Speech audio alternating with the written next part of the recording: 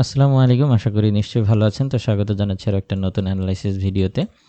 তো আমরা যদি দেখি তাহলে আমরা দেখতে পাচ্ছি যে গতকাল থেকেই মার্কেটটা অ্যাগ্রেসিভ ভাবে ডাউন হচ্ছে। তো এটার পেছনে বেশ কিছু কারণ রয়েছে। যেমনটা আমি গতকাল রাতে আমার টেলিগ্রাম চ্যানেলে অ্যালার্ট দিয়েছিলাম যে মার্কেট আরো ডাউন হতে পারে। এটা ফ্রি চ্যানেলেও দিয়েছিলাম। যারা টেলিগ্রামের সাথে কানেক্টেড আছেন তারা নিশ্চয়ই জানেন এই বিষয়ে। তো তারপরে আমরা দেখেছি যে আমি যখন অ্যালার্টটা দিয়েছিলাম তখন এই ক্যান্ডেলটা ছিল, তখন আমি এটা নোট করেছিলাম যে এটা আরও ডাউন হয়ে এই লেভেলটাকে টেস্ট করবে, অর্থাৎ 2581 থেকে 88 এটা। তো মোটামুটি 90% হচ্ছে টার্গেট অ্যাচিভ হয়েছে, এই দিকটায় আসছিল। তারপরে আবার কিছুটা প্রাইস কারেকশন করতেছে এশিয়া সেশনে, এই আর কি। তো এইটার পেছনে যে মূল কারণটা কাজ করেছে সেটা হচ্ছে যে ইসরায়েল এবং লেবাননের ভেতরে একটা যুদ্ধবিরতি আলোচনা প্রায় অনেক দূর এগিয়েছে, এরকম একটা নিউজ যখন আসছে, তো তারপর থেকেই হচ্ছে মার্কেটটা এইভাবে ডাউন হয়েছে। তো যুদ্ধবিরতি শতভাগ কার্যকর হয়েছে কিনা বা এখনো ওইটা 100% কার্যকর হবে কিনা, কারণ আমরা এখন পর্যন্ত যতগুলো নিউজ দেখেছি সেটা হচ্ছে যে যুদ্ধবিরতি ওই আলোচনা চলাকালীন, অর্থাৎ আলোচনা টেবিলে থাকা সত্ত্বেও সেই সময়ও হচ্ছে লেবানন থেকে ইসরায়েলে রকেট হামলা হয়েছে। মানে দুই পক্ষেই হামলা পাল্টা হামলা এরকম কিছু চলতেছে এখনো।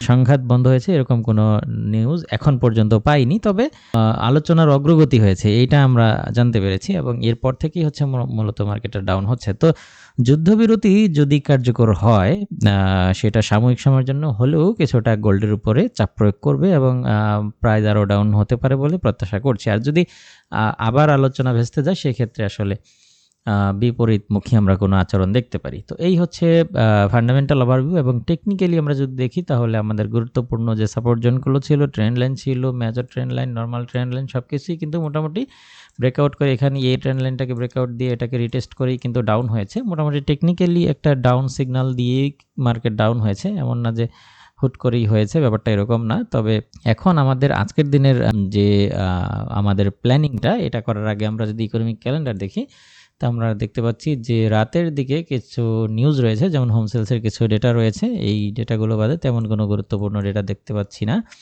এবং এটা কিন্তু এখন পর্যন্ত যেটা দেখা যাচ্ছে যে কিছুটা নেগেটিভ আশা করা হচ্ছে। তো দেখা যাক কি আসে।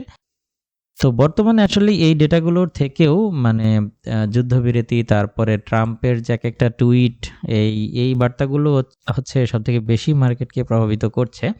যেমন আজকে বেশ কিছু নিউজ পেলাম, যেটা ইতিমধ্যে আমি টেলিগ্রাম চ্যানেলে শেয়ার করেছি, যে মেক্সিকোর উপরে শুল্ক আরোপ করা, চীনা পণ্যের উপরে 10% শুল্ক আরোপ করা থেকে শুরু করে বেশ কিছু গুরুত্বপূর্ণ সিদ্ধান্ত ডোনাল্ড ট্রাম্প নিয়েছেন। যদিও তিনি এখনও প্রেসিডেন্ট হননি, মানে শপথ গ্রহণ করেননি, এই আর কি। তবে উনি ক্ষমতায় আসার সাথে সাথেই এই কাজগুলো তিনি করবেন বলে প্রতিশ্রুতি দিয়েছেন।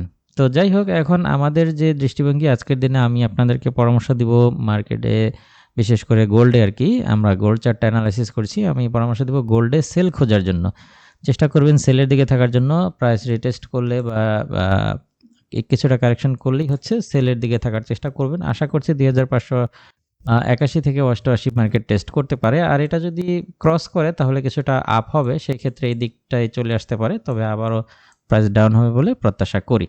তো সেই হিসেবে যাদের ব্যালেন্স বেশি তারা রিস্কটা বেশি মানে একটু বড় নিতে পারেন। তো এখানে আমার যেহেতু এটা নোট করা আছে, সো এটা বলছি না, যে 2631 থেকে 38 এই রেঞ্জের ভেতরে পেয়ে গেলে এখান থেকে সেল নিতে পারেন। আর স্টপ লসটা হচ্ছে এর উপরে দিতে পারেন। আর যাদের মোটামুটি ব্যালেন্স বেশি তারা চাইলে হচ্ছে এই লেভেলটা যদি আসে, যে কোনো কারণে যদি এই রেজিস্ট্যান্টগুলো ক্রস করে উপরে উঠে যায়, তাহলে এখান থেকে রিকভার এন্ট্রি নিতে পারেন, এই আর কি। আর যাদের ব্যালেন্স কম তারা স্টপ লসটা এখানেই সেট করে রাখবেন, তারা মানে কোনো প্রকার রিস্ক নিতে যাবেন না। তো এই আর কি ব্যাপার। আর এই এরিয়াটা হচ্ছে আমি মুখে বলে দিচ্ছি 2664 এই লেভেলে আসলে রিকভারি এন্ট্রি নিতে পারেন। স্টপ লসটা হচ্ছে যাদের ব্যালেন্স বেশি তারা সবকটা স্টপ লস এখানে দিয়ে রাখতে পারেন, ওকে। আর যাদের ব্যালেন্স কম তারা এই যে 2647 স্টপ লস দিয়ে রাখবেন, তারা বড় ধরনের রিস্ক নিতে যাবেন না। তো এই আর কি, আশা করি বুঝতে পেরেছেন। এই সেটআপ অনুযায়ী আপনারা আপনাদের ট্রেডগুলো খুব সুন্দরভাবে ম্যানেজ করবেন, এই প্রত্যাশায় আজকের ভিডিও এখানে শেষ করছি। আল্লাহ হাফেজ।